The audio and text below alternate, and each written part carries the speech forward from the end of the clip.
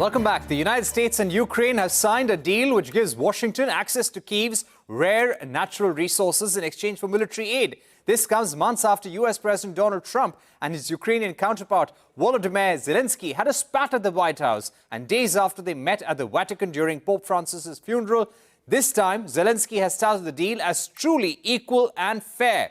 The deal covers 55 minerals, including rare earth minerals, as well as oil and natural gas. Ukraine will retain complete control of resources and decide what can be extracted and where. Earlier, Trump's demand that Ukraine must compensate the US for past aid was a big bone of contention between the two, but the new deal does not require Ukraine to pay back the US. Also, the profits from future mineral projects will be reinvested exclusively in Ukraine for the first 10 years, after which they can be shared between the two countries. The deal does not provide any formal security guarantees for Ukraine to future Russian aggression. However, it takes a much harsher stance on Russia than its previous iteration. It refers to Russia's full-scale invasion and states that no state or person who financed or supplied the Russian war machine will be allowed to benefit from the reconstruction of Ukraine. To take this forward, I'm now joined by Shelby Magid, Deputy Director of the Atlantic Council's Eurasia Center. Shelby, thank you very much for joining us on Global Eye. Let me begin by asking you, how does this immediately benefit the US at a time when China has put restrictions and non-tariff barriers on the export of rare earth minerals, materials, magnets to the rest of the world? Thanks for having me. So this is important for the US, and I would say also for all of NATO and certainly for Ukraine.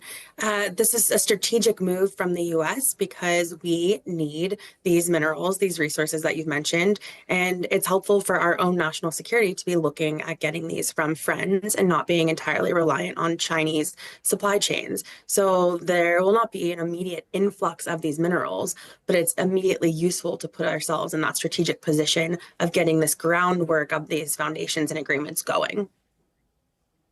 Right. So give us a sense of how this will function. There will be a reconstruction fund for Ukraine. 50% of Ukraine's revenues from exploitation of new projects will go into this fund. How much will US be contributing, and what will be the channel of investment? You know, a lot of that will still be worked out, and we're just getting started. So what we're focusing on right now, especially in Washington, is the political significance of this. And so this is a warming in the US-Ukraine relationship that comes alongside, as we see, I think, a souring in US-Russia. There's a lot of focus on the peace talks and the momentum or lack of momentum there. As for what the US contributes, those specifics will be worked out. But one very important thing to note is that there was mention of future military aid, and that, as you mentioned earlier, it's not just paying back. This is now a forward-looking deal. And this was the first time the Trump administration has talked about future potential military support for Ukraine. So that could be a significant element that still has to be worked out. Packages still have to be put forward. Congress will get involved, but that could have a huge amount that would go into this. Right. What's going to be the message to Russia? The message to Russia, and I would say this has probably been a very bad week for Putin and for Russia, is that the US is committed to Ukraine. And there have been times since President Trump was campaigning and took office where that was in question. There's been a range of comments that have come out of his office and his administration. But the comments around signing this deal have been very strong and very clear. The U.S. is committed to seeing a free, sovereign, and prosperous Ukraine, sees a partnership with Ukraine, and this puts Ukraine in a light that President Trump cares about. He is interested in economic benefits. He's interested in these minerals, and now he's even more invested in Ukraine. And so Russia should be worried about that because they've been trying to play Putin, play President Trump to a certain extent, and it's not working. He's fed up, so they're going to have to change tactics. Right. Does this deal provide fair treatment to Ukraine over its natural resources? It's a good question because there was a lot of concern about earlier versions of this deal. Rightfully, the Ukrainians pushed back, and I think they did a really good job, very professionally, very seriously, negotiating with the U.S. to get to what is now a fair deal. This is more of a partnership. The words colonial had been thrown around before on earlier versions, and we've now moved forward. We're not there. Ukraine maintains control of their own resources.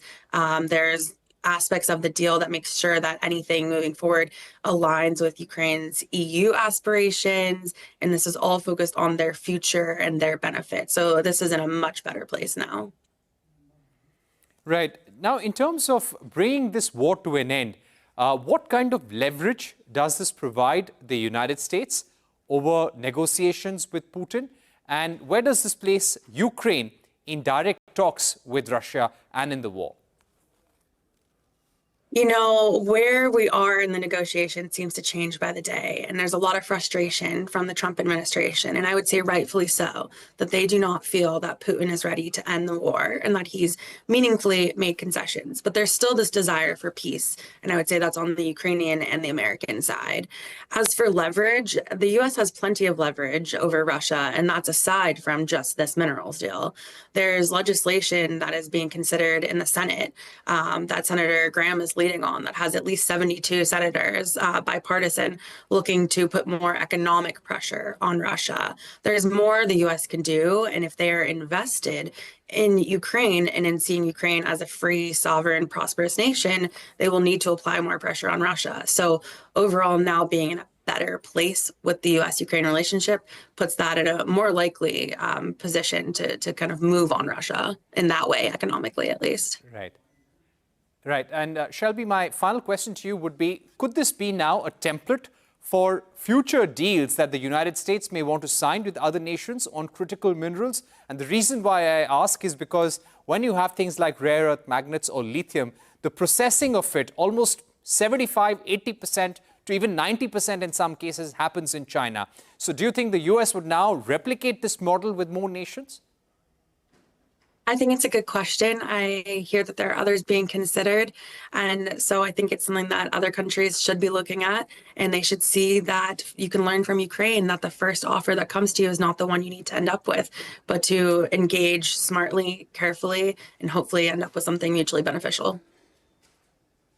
All right. Shelby, thank you so much for joining us on the program, giving us your view on the very critical U.S.-Ukraine minerals deal, which is a strong message to Russia about continued support to Ukraine in the war that has been on for many, many months now. That's all we have time for here on Global Eye. Thank you for watching. Goodbye.